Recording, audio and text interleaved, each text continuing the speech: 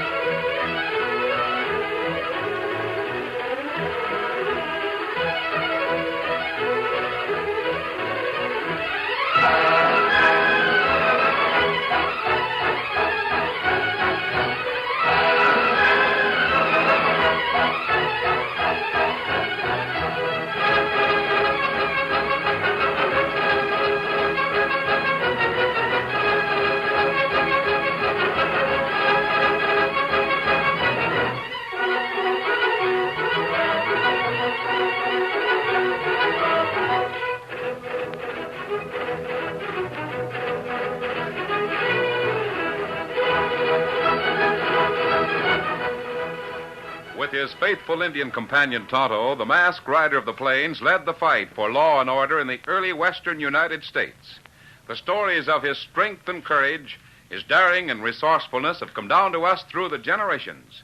And nowhere in the pages of history can one find a greater champion of justice. Return with us now to those thrilling days of yesteryear. From out of the past and the thundering hoofbeats of the great horse Silver, the Lone Ranger rides again. Come on, Silver! Hurry, big fellow! I'm Silver! Hoy!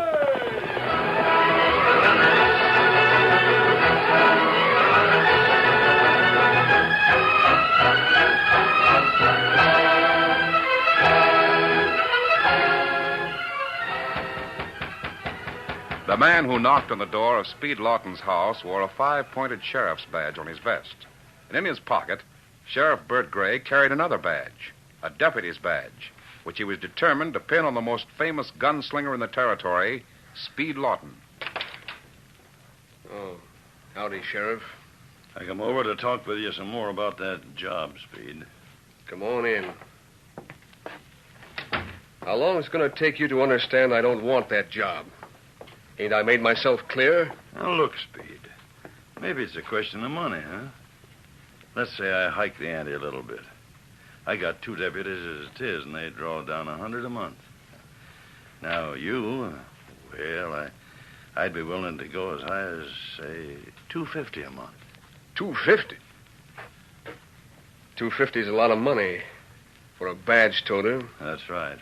In fact, when men are working on all kinds of different jobs for $10 a week or less, $250 a month is almost too much money for an honest job. Well, I don't think it's too much money, Speed. Not for a man of your ability.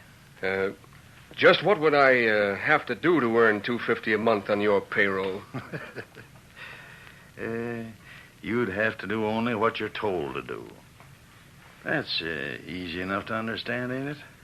I guess you heard about my kid coming back to Bad Crossing, huh? Sure, Speed. He's been away to law school, learning how to use his head as well as his hands. Uh-huh. I always said Jimmy was a smart youngster. Well, maybe we can use a good lawyer around here. You never know. Maybe. Yeah, maybe. Of course, the kid's got the same kind of ability you have, Speed. He's plenty wicked with a 6-shooter. He won't even touch a gun no more. Says he's coming back here to teach men how to settle their differences by using their heads instead of killing each other. Well, he sure picked a good place to start. Bad Crossing. If ever a place deserved a name, this town sure deserves the name of Bad Crossing. Yeah. Well, now, what about this job? I heard you was trying to borrow some money over to the bank. Well, it's going to take money to get the kid set up in his law business. He'll be needing a lot of books and things, I reckon. Uh-huh. You can buy a pile of books on $2.50 a month. Well, how about it? The answer's the same it's always been, Gray. I don't want the job. Don't want any part of it. It'd be a nice thing, Speed, to have your guns on the side of the law. These guns have always been on the side of the law, and you know it. You don't think much of a deputy's badge, eh? Listen, Gray, there's no need of us beating around the bush. I got more respect for a lawman's badge than you or any of those weasel-faced crooks you got working for you, and you know it. What you try? I think enough of law and order that I spent every cent I had in the world to send my boy through law school. I know, but then... I've worn more badges than you ever saw. Deputy's badge, sheriff's badge. Yes, I even wore a United States Marshal's badge. Well, what's wrong with wearing this one? You have to be told. All right, I'll tell you. It's you that's wrong. Oh? You ain't backing up the law, Gray. You're too smart for that. You hide behind that sheriff's badge and use the law to back you up. Now, just a minute. Bad Crossing, the rottenest, dirtiest, crookedest town on the frontier. Overrun with scum. Now, you hold on. And what does there. the law do about it? Nothing. The law laughs out loud and hires a couple of gun-crazy killers for deputies. Speed. So you think these guns ought to be on the side of law and order, eh? Well, they're going to be, Mr. Badgeman. My kid's coming home. And between the two of us, we're going to give this killer's nest the biggest whitewashing you ever saw in your life. So that's what you got in mind, huh? You bet that's what I got in mind, and that's what Jimmy's got in mind. And you ain't got thugs enough on your payroll to stop us. Well, that remains to be seen, my friend. And when we get through, we'll take that badge you're wearing and scrub it with lye water to take the stench away. Maybe find a man to wear it. I'll see you later, Speed. Get out. Get out of my house and stay out.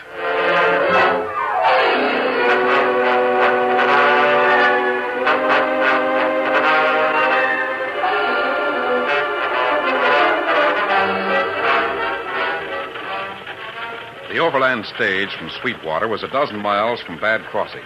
Inside the big Concord coach, three men were talking. For most of this frontier is still on the boom. But there'll be a day when these wild towns will have to either grow up and come of age, or they'll just fade out of existence. More ghost towns, eh? Say your home's in Bad Crossing, or what kind of a place is it? Well, it's pretty rough. How do you mean, rough? Oh, it's always been wild and lawless. I thought all these tough towns along the frontier had two-gun sheriffs to keep things in line. We got a two-gun sheriff in Bad Crossing. The trouble is, he's the biggest crook of the bunch. Why don't you get rid of him? That's what I went away to law school for. Now I'm going back. Between my dad and me, I think we can clean up the place so decent folks will want to live there. A pretty good town otherwise? It's one of the nicest towns in the Southwest. It's right in the heart of the cattle country. There's quite a bit of gold and copper mining. And then when the railroad comes through, the town will be plenty important. Your father in business, eh? He's retired. That's so? What business was he in? He was a gunslinger. A gunman? Well, it's not as bad as it sounds, gentlemen. You see, my dad always worked on the side of the law. He was one of the guys. Bring up there! Stop that stake! What's going on back there? You two up on the boot. Throw down those guns, both of you. Let me see them drop in the road. You're showing sense. All right. You three, step out here with your hands up in the air. Well, look who's here. A masked man. Just what's the meaning of this outrage? Now get out and keep your hands up. What? You mean to say you're going to let this robber get away with Get us? out, you fool. Don't give him any reason to shoot you. That's telling them, Jimmy. That's sure telling them. He called you Jimmy. Do you know this man? Of course I don't know him. I never saw him in my life. All right, gents. Step down. There's something mighty fishy here. If you don't know this masked owl hooter, then how come he called you by your first name? Now listen, I tell you... Oh, don't tell them nothing, kid. Let them guess. Let them figure it out for themselves. You can laugh now, Lawton, but you needn't think you're going to get away with it. You keep your mouth shut, fella, if you know what's good for you. Lawton. The driver called him. No wonder he recognized you. Sure, this kid was just bragging about his father was a gunslinger. I tell you, this is ridiculous. Don't you think I'd recognize my own father even if he was wearing a mask? Yeah, sure. Sure you'd recognize him. If you wanted to. All right, let's get down to business. Now, you up there, throw down that strong box. You gents, let's see a couple of nice fat wallets. Oh, not you, Jimmy. Not you, boy.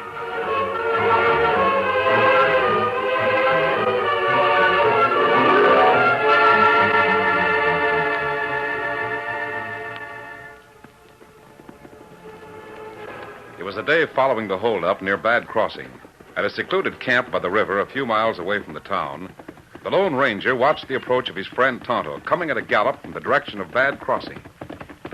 Ho, Scout, ho, fella, ho. Ho, fella, ho. Aye, Kimosabe. Aye. Did you see Mr. Lawton, Tonto? Tonto bring bad news.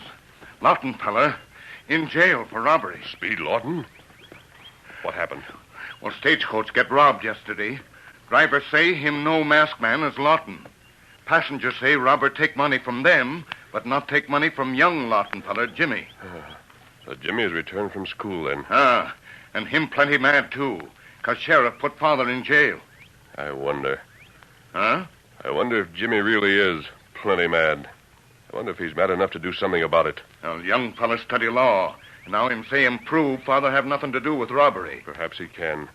But he's going to learn that it takes more than knowledge to fight against men like Sheriff Bert Gray. Come on, Tonto. We go to Bad Crossing? Right. Here, Silver. Here, boy.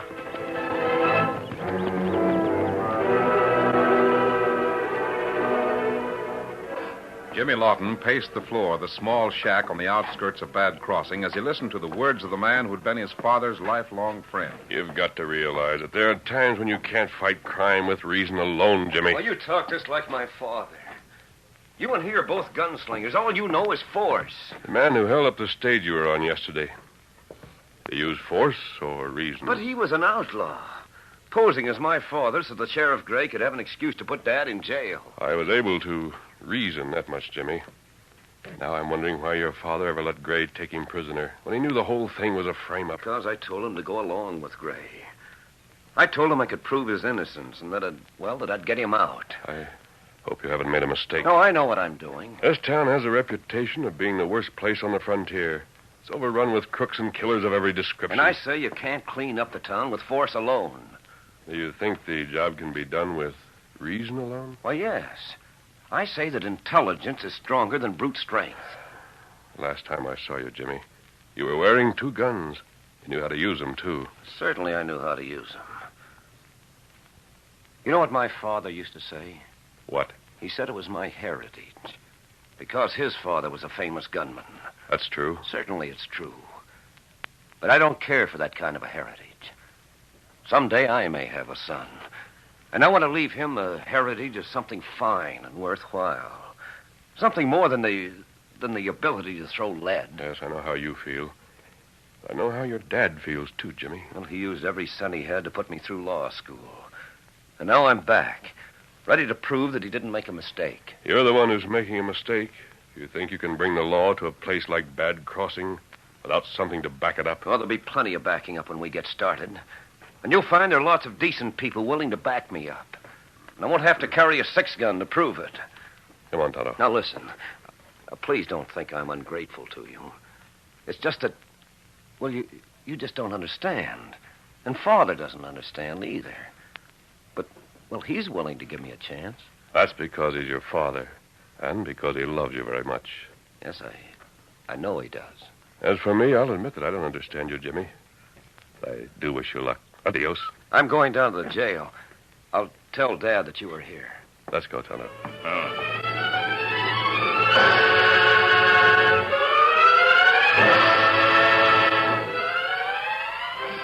At the Bad Crossing jail, Sheriff Bert Gray spoke to his deputy, Frank Adams.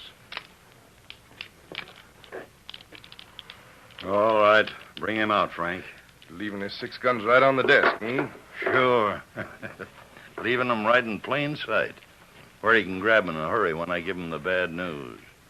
Of course, it's too bad there won't be any cartridges in either one of them. Yeah. Too bad for Mr. Speed Lawton.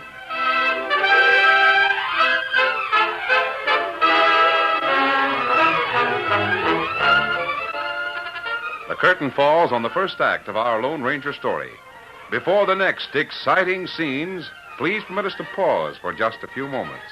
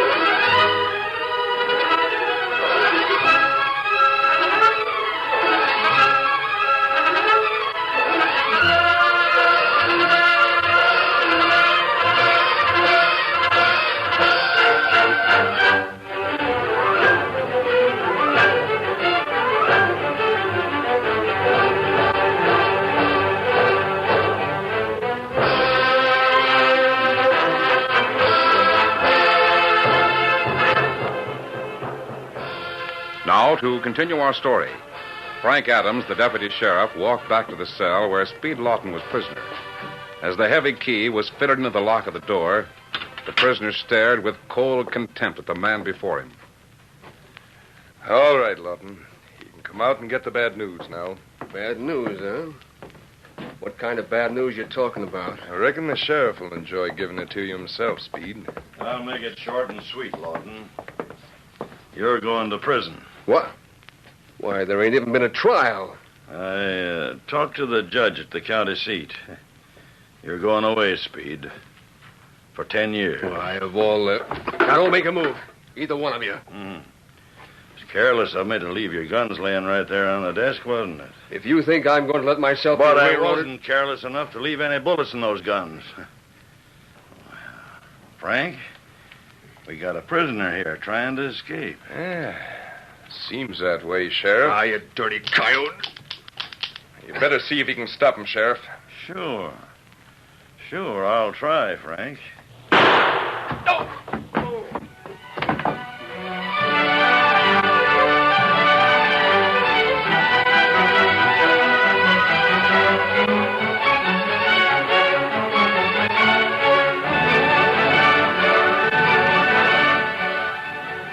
Speed Lawton, the famous fighter whose guns had blazed a trail for law and order along the western frontier, was dead. In his hand was clutched the empty 6 guns with which Bert Gray had tempted him to making a break for freedom. The man wearing the sheriff's badge spoke briefly to his deputy. Take care of those guns, Frank. Put the cartridges back in them. Then get the coroner down here right away. Sure. It's too bad Lawton wouldn't listen to reason. It's too bad we couldn't get him on the payroll. Well, I tried hard enough. Yeah, and it's too bad he tried to escape. Hey, here comes the kid, Jimmy. What? Come on in, Jimmy. Got bad news for you. What do you mean? Dad. But, Dad... Oh, you rotten, murdering devil. You killed him. It was him or us, kid. He grabbed his guns off my desk and was trying to escape. Let me see those guns. Oh, no, you don't. Don't I, don't? I'll show you. Let me look at those. Give that back here. Oh, I get it now. You gave him some reason to grab for his guns, but you made sure they weren't loaded. You tricked him into trying to escape. All that law training you got made you pretty smart, eh, fella? No. For a while, I thought I was smart. But now I'm beginning to realize certain things. Things I never wanted to believe before. Yeah? You're going to pay for this, mister. Grab him, Frank. All right, let go. Your old man was going to make trouble for me, and I stopped him. Reckon I can stop you, too. Hold him, Frank. That fixed him. Come on. Give me a hand to drag him back in that cell. Sure.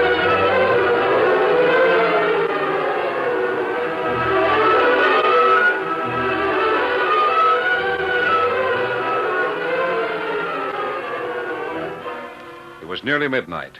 At the Bad Crossing jail, young Jimmy Lawton paced back and forth in his cell, his mind filled with conflicting, unreasoning thoughts.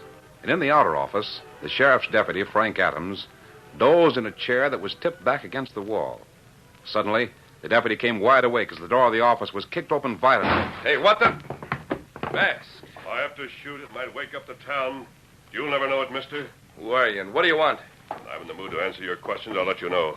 Stand up. What are you going to do? Get up on your feet, killer. Now, see here. You must be Frank Adams, right? And I'm a deputy sheriff. So if you don't want to get into big trouble... You're the one who's in trouble, Adams. Go on, move. Move where? Back to the rear. Toward the cell you've got Jimmy Lawton in. I think maybe Jimmy will enjoy seeing what happens to you. What do you mean? Perhaps it would be better if I just let him out of that cell and gave him a gun.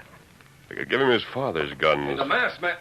Hurry, get me out of here. How did you get in there, Jimmy? Well, Sheriff Gray and this buzzard Frank Adams. They slugged me when I accused them of murdering my father. They said he was trying to escape. I heard about that. Let me get one thing straight. The sheriff and his deputy used force to put you where you are. Right? Of course. Didn't I just say they slugged me? We were talking only this morning about force and reason.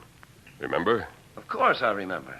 I'm wondering if you've thought of a way to reason with Sheriff Gray and his deputy Now, here. listen, Keep your mouth shut, Adams. It's obvious that you don't deserve to be in jail, Jimmy. I think it's obvious that this man and his boss did murder your father. Speed Lawton made a break and tried to escape. He grabbed his guns off the sheriff's desk and started shooting You're at a him. liar. If Speed Lawton never fired a shot at you, you wouldn't be here to tell about it. I came in right after it happened. My father was lying on the floor, and this man was stuffing some cartridges into Dad's guns. So that's how you did it, huh? Got him out here and tempted him to grab for a pair of empty guns. No, that ain't true. Sounds true enough to me. Turn around, Deputy. I'll take those guns you're wearing. We'll remove the cartridges and place the empty guns on the table here. Give you the same break you gave Jimmy Lawton's father. What do you mean? Give me that key. Now you can put your hands down. Whenever you're ready, you can grab those empty guns and make a break for the door. No, I won't. Of course, you probably won't make it. But you'll have the same chance Lawton had. Well, I won't do it. That's cold-blooded murder. I agree with you. If you're unwilling to take the chance, there's one other way. Recognize these guns, Jimmy? I've had my eyes on those guns all afternoon. I took them from my father and hung them up there when they threw me in this cell. I've offered Adams here a chance to escape. No. You'd have the same chance my father had. Never mind, he doesn't want it. So that's why I'm loading these guns for you, Jimmy. Oh, listen, mister, please. Don't give that kid those guns. He'll kill me, I tell you. I'm not sure he'll take them. If he does, you can still grab for yours to defend yourself. But mine are empty. How in the name of Jimmy. heaven can I... Jimmy, do you want these guns? I want them. I want them more than I've ever wanted anything in all my life. All right. They're yours, boy. No, please. Don't let him kill me. I'll do anything, but don't let him kill me. Please. Wait. No. I won't promise you anything, Adams. But if you want to talk, it won't hurt your case. Well, I said I'd talk, and I will. All right, Jimmy. You can put your legal training to work now. Sit at that table and write out a full confession for this man to sign. Good work, mister. I'm beginning to understand what you meant when you said a little intelligence with something to back it up. I'm beginning to realize that you've got a lot of both.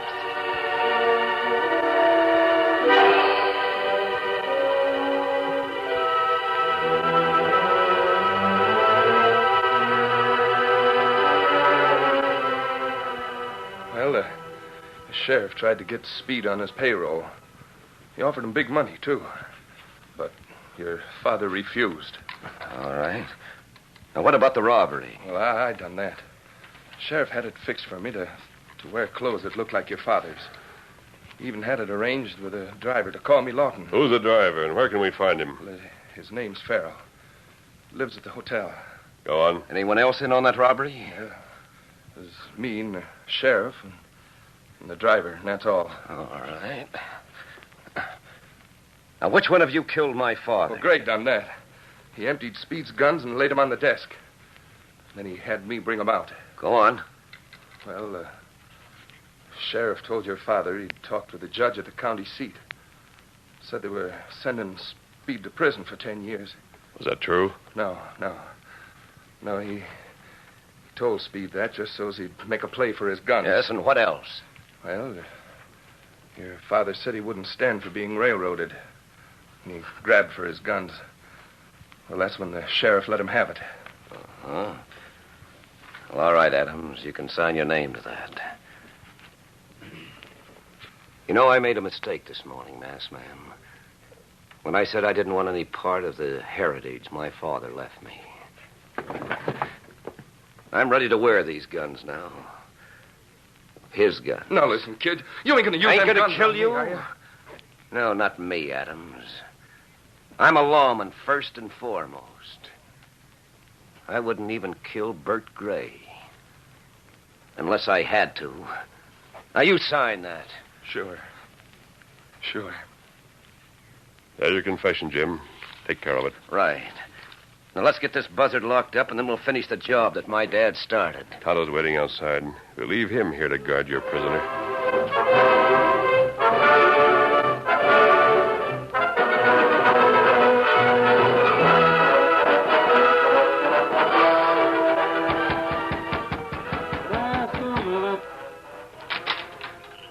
What the Sam Hill you waking me up for at this time of night? What? Oh, it's you, Jimmy. Now, get your clothes on and be quick about it, Farrell. What? Say, who do you think you Frank are? Adams just signed a confession naming you as an accomplice in the Overland stage robbery yesterday. You're under arrest. Under arrest? Well, what business you got arresting me, I'd like to know. What do we got a sheriff for, huh? Adams' confession charges the sheriff with the murder of my father. And in case you're interested, A private citizen can arrest anybody for a felony. What the... Now, come on, hurry up. We're cleaning house tonight in Bad Crossing.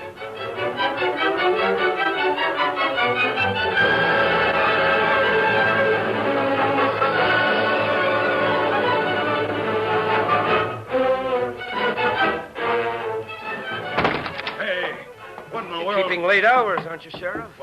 How'd you get out of jail? Before daylight, you'll be wondering how you got in jail, Sheriff. You can reach for your hat or your six-gun. And either way, you're going to stand trial for the murder of Speed Lawton. You're mighty brave. 2 to 1. 1 to 1, Sheriff. I think Jimmy can take care of himself. The masked man won't interfere. You mean you're going up against me with those guns? These guns used to belong to Speed Lawton, Sheriff. Now they belong to me. You're a fool, kid.